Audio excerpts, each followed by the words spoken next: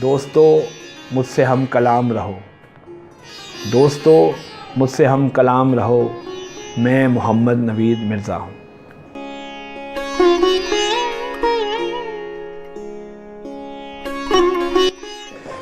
बिस्मिल्लाहिर्रहमानिर्रहीम। मैं मोहम्मद नवीद मिर्ज़ा इस वक्त नईम मुर्तज़ा ऑनलाइन चैनल के स्टूडियो में मौजूद हूँ। यहाँ मुझे दोस्तों की मोहब्बत खींच लाई है। अपना तारुफ़ मैं करवाना चाहता हूँ। मेरा अदबी सफ़र कब शुरू हुआ इसके हवाले से भी बातें होंगी, कुछ अपनी शख्सियत के हवाले से बातें होंगी। जैसा कि मेरे दोस्त जानते हैं कि मेरा लिखने का आगाज़ बहैसियत बच्चों के अदीब हुआ था। ये ग़ालिबन 1985 की बात है जब मैंने अपने लिखने का आगाज़ किया। मुझे याद है अक्टूबर 1985 में ईद उल अज़हा का दिन था जब मेरी पहली तहरीर शाया हुई, जिसका उन्वान था ईद उल अज़हा कैसे मनाई जाए। तो उन दिनों की बात है, 1985 में ग़ालिबन मैं FSC का स्टूडेंट था जब ये पहली तहरीर शाया हुई। घर का माहौल हमारा चूँकि अदबी था। मेरे वालिद शायर दरवेश मुसव्विर एहसास बशीर रहमानी मुल्क के नामवर शायर हैं। उनकी गज़ल की 2 किताबें सुलगता समुंदर और तखातुब शाया हुई। 2 नातिया मजमूए ज़ियारत और बशारतें के नाम से शाया हुए। वो मारूफ़ शायर थे। उनका इंतकाल 8 फरवरी 2015 को हुआ। उनका बड़ा अदबी काम है। और फिर ये है कि हमारे घर में छोटी सी एक जगह थी, वहाँ पे बड़ी बड़ी अदबी महफ़िलें होती थी। तो उनको देखते देखते मुझे भी लिखने का शौक़ हुआ और मैंने बच्चों के लिए लिखना शुरू किया। पहली तहरीर जैसे मैं बता चुका हूँ 1985 में मंज़र आम पे आई। उसके बाद एक तवील सफ़र है जो कि आज 2019 तक इसको 34 बरस हो गए हैं। इन्हीं दिनों मेरी मुलाकात जिन दोस्तों से शुरू के मेरे जो दोस्त हैं, उनमें जो सबसे पहले दोस्त थे, इस वक्त उनके स्टूडियो में मैं बैठा हूँ, नईम मुर्तज़ा साहब। उस वक़्त ये मोहम्मद नईम चांद के नाम से लिखते थे। तो इनसे उस वक़्त से मेरी दोस्ती है। तो ये सिलसिला जारी है। बच्चों के लिए लिखते लिखते अचानक ख़याल आया कि गज़ल लिखी जाए। तो 1990 में ही मेरी शायरी का आगाज़ हुआ। शुरू में मैंने अपनी तहरीरें वालिद साहब को दिखानी शुरू की, लेकिन उन्होंने कहा कि जो मेरे उस्ताद हैं वो बड़े सग़ीर पाक व हिंद के बहुत बड़े उस्ताद थे, अल्लाह उनको गरीब के रहमत करे, अल्लामा ज़ौकी मुज़फ़्फ़र नगरी। तो ये समझें कि जिस स्कूल ऑफ थॉट से या जिस स्कूल में ये समझें कि वालिद साहब भी उनके शागिर्द थे, तो मुझे भी उसी स्कूल में दाखिला मिल गया। ज़ौकी साहब का हमारे घर आना जाना था, आते जाते थे। और मैं देखता था कि बड़े दूर दराज इलाक़ों से, दूसरे शहरों से भी उनके शागिर्द हमारे ही घर आते, क्योंकि वो 24 में से तकरीबन 16 घंटे हमारे ही घर होते थे। अब्बा जी से उनकी बड़ी दोस्ती थी। तो उन्हीं दिनों फिर ऐसा शायरी का एक सिलसिला शुरू हुआ कि 1990 में ही मेरे गज़ल लिखने का एक सिलसिला शुरू हुआ, बच्चों की कहानियाँ और बच्चों की नज़में, बच्चों के मज़ामीन के साथ। और 1990 में ही मेरा पहला मजमुआ ठंडा सूरज मंज़र आम पे आ गया। ठंडा सूरज गज़लियात का मजमुआ था। इस मजमुए पर जनाब अमजद सलाम अमजद की राय थी, डॉक्टर तारक अज़ीज़ साहब की थी, जनाब सादुल्ला शाह साहब की थी, कुछ और दोस्तों की मोहब्बत थी। ये 1990 में मंज़र आम पे आया। यूँ मेरा ताल्लुक़ जो है वो 90 की दहाई के जो शायरों से है, यानी कि 90 की दहाई से मैं बिलोंग करता हूँ। क्योंकि आजकल इस हवाले से भी बड़ी बहस होती है कि कौन 70 की दहाई का है, कौन 80 का है, कौन 90 की दहाई का है। इसको भी बड़ी बारीक बीनी से देखा जाता है। ठंडा सूरज का सफ़र जारी रहा, मुशायरों में जाते रहे। छोटे बड़े जो भी मुशायरे थे इलाके के, दूर से, इधर शहर से बाहर, टीवी है, रेडियो में ज़्यादा प्रोग्राम मैंने किए, किताबों पे तबसरे भी किए, मुशायरे भी किए और प्रोग्राम भी किए, स्क्रिप्ट भी लिखे। टीवी से ज़रा इतनी कुर्बत नहीं रही, بہرحال پھر بھی مختلف بعد میں پھر جب چینل اور آ گئے تو مشاعرے پڑھتے رہے۔ 1993 میں چہروں سے بھری آنکھیں شائع ہوا۔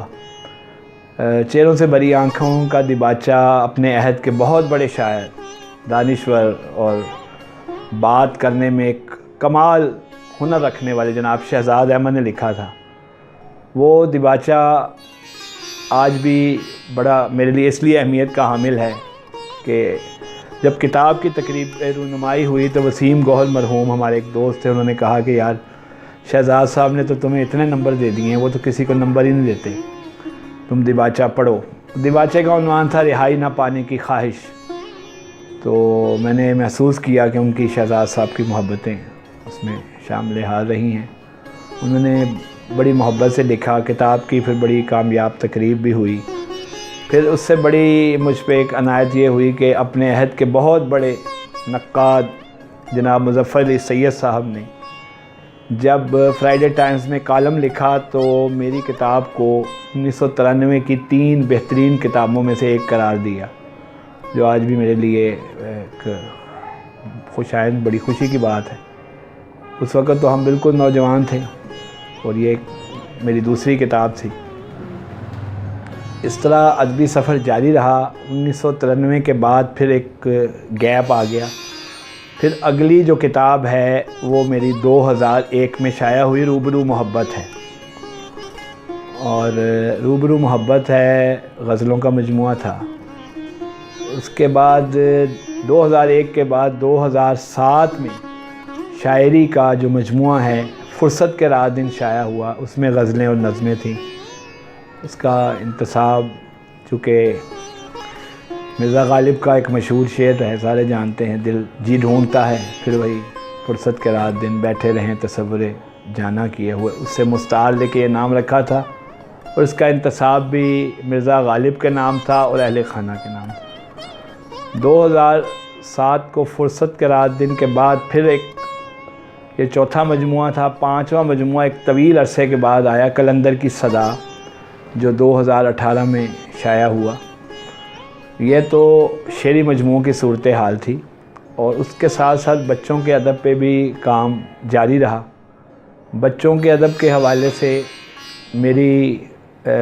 میرا آئیڈیا تھا جو کہ بہت زیادہ کلک ہوا اور بہت سے لوگوں نے لکھا بھی کہ یہ آئیڈیا انٹروڈیوس ہی انہوں نے کرایا ہے، اس سے پہلے اس آئیڈیا پہ کام نہیں ہوا۔ وہ تھا اقبال کا ایک شعر، اس پہ لیے نئی نسل کے بچوں کے لیے کہانیاں۔ تو وہ کہانیاں میں نے لکھیں اور 2012 میں میری ایک کتاب سراغ زندگی شائع ہوئی، جسے اقبال اکیڈمی جیسے معتبر سرکاری ادارے نے شائع کیا اور اس پہ مجھے 3 لاکھ روپے ایوارڈ بھی ملے، ایوارڈ کی رقم ملی۔ اس کے ساتھ ہی ایک اور کتاب شائع ہوئی تھی جس کا نام تھا مقدر کا ستارہ۔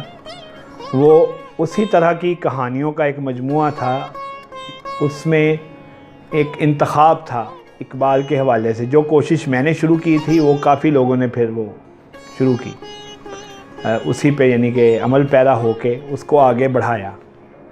اسی طرح یہ سلسلہ آگے چلا۔ پھر 2014 میں ایک بہت بڑا سانحہ ہو گیا، پشاور APS اسکول کے بچے شہید ہو گئے، اس نے پوری قوم کو جھنجھوڑ کے رکھ دیا۔ اس حوالے سے ایک پھر پہلی برسی جب تھی شہیدوں کی تو ایک ناول میرا شائع ہوا، زندہ ہیں شاہین، اسے بھی بڑی پذیرائی حاصل ہوئی، جو کہ یہ سمجھیں کہ آنسوؤں سے لکھی ہوئی کتاب تھی۔ اسی دوران اب اس سال جو میری کتابیں 2019 میں اب آئیں تو میری یہ 3 کتابیں جو شائع ہو چکی ہیں، جو کہ اویلیبل نہیں تھیں اس وقت، ٹھنڈا سورج، چہروں سے بھری آنکھیں اور فرصت کے رات دن، تو اس کو اس میں شامل کر کے ایک کلیات کا نام دے کے یہ کتاب کہیں ساحل نظر آتا نہیں ہے اس برس شائع ہوئی ہے۔ اس کے علاوہ اسی برس ایک نعتوں کا انتخاب میں نے کیا ہے، زباں پہ صلی اللہ، یہ مختلف شعراء کی نعتیں ہیں، اس میں 8 حمدیں اور 108 نعتیں۔ اور اس کے علاوہ بچوں کے ادب کا چونکہ شروع سے ہی ایک سلسلہ جاری ہے، نیشنل بک فاؤنڈیشن نے اسی آئیڈیے کو جو میں نے سراغ زندگی سے شروع کیا تھا، ان نئی کہانیاں جو اس کے بعد لکھی تھیں، اقبال کا ایک شعر اور کہانی، میری 2 کتابیں شائع کی ہیں اسی برس۔ ایک کا نام ہے لوح و قلم اور دوسری کتاب ہے اسی طرح کی کہانیوں کی جس کا نام ہے استاد کا احترام۔ یوں اب تک اس سال جو ہے میری 4 کتابیں اکٹھی آ چکی ہیں، جس میں سے ایک تو کلیات ہے، اس میں 3 ہیں اور یہ 3 الگ ہیں۔ اگر غور کیا جائے تو یہ 6 کتابیں بنتی ہیں، لیکن اگر اس کو آپ ویسے دیکھیں کولیکٹیولی تو یہ 4 کتابیں ہیں۔ اور اس برس جو آنے والی کتابیں ہیں جو کہ امید ہے کہ اسی برس شائع ہو سکیں گی، اس میں ایک میرے تنقیدی مضامین کا مجموعہ ہے، اس کا نام میں نے رکھا ہے تنقید سے آگے۔ کیونکہ ایک ایسا وقت بھی تھا کہ میں نے کچھ رسائل کی ایڈیٹنگ بھی کی ہے، ایڈیٹر بھی رہا ہوں، تو اس دوران جو مضامین لکھتا رہا ہوں ان کی ایک بڑی تعداد میرے پاس تھی۔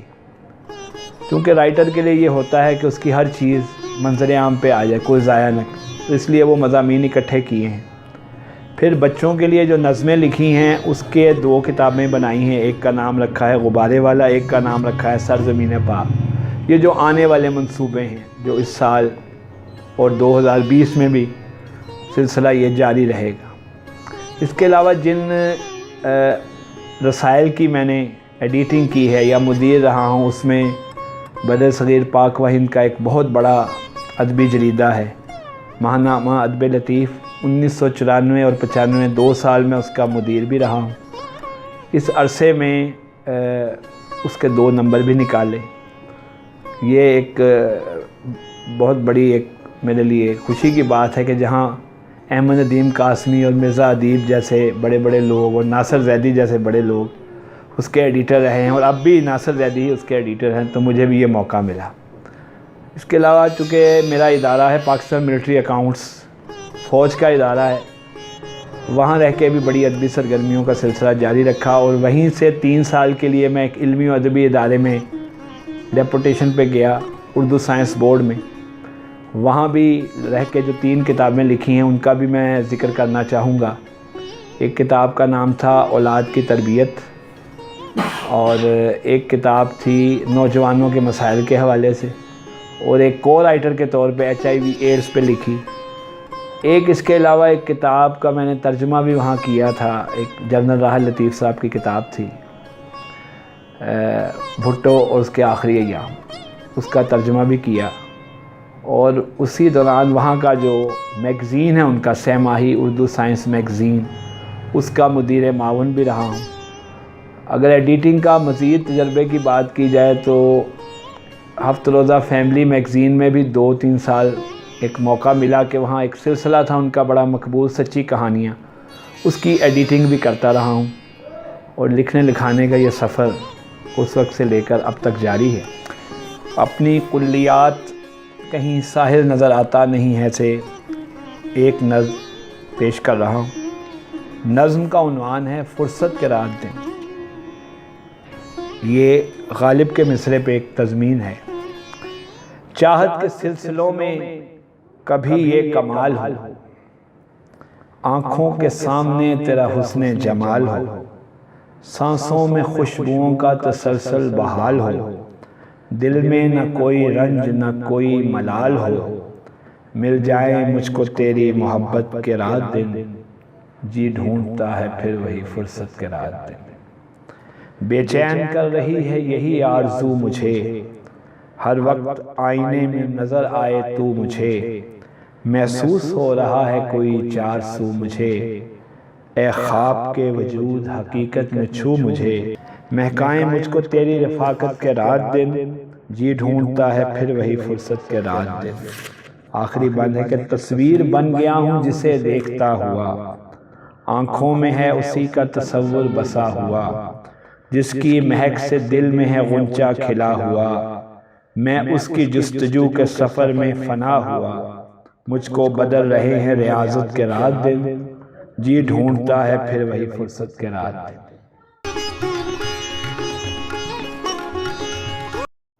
ایک غزل کے چند شعر پیش خدمت ہیں۔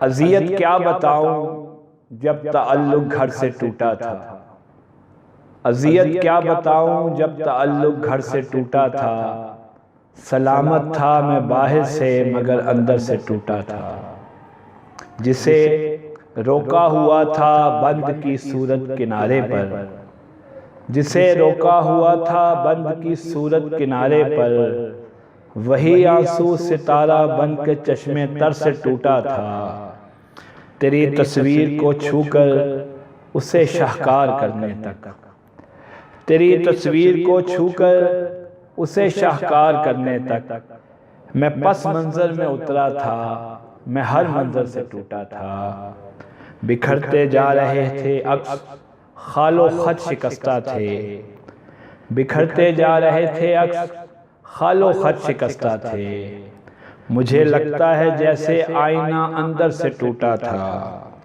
بلندی کی طرف جانے کی خواہش دور لے آئی، بلندی کی طرف جانے کی خواہش دور لے آئی، میں اپنے آسماں کی دھن میں بالوں پر سے ٹوٹا تھا، وہاں حد نظر تک بے حسی کا جال تھا کوئی، وہاں حد نظر تک بے حسی کا جال تھا کوئی، میں جب پتھر ہوا تھا دستے شیشہ گر سے ٹوٹا تھا۔ اور آخری شعر ہے، بتا اے قافلہ سالار تو اس دکھ میں شامل ہے، بتا اے قافلہ سالار تو اس دکھ میں شامل ہے، وہ کیسی شام تھی جب میں تیرے لشکر سے ٹوٹا تھا۔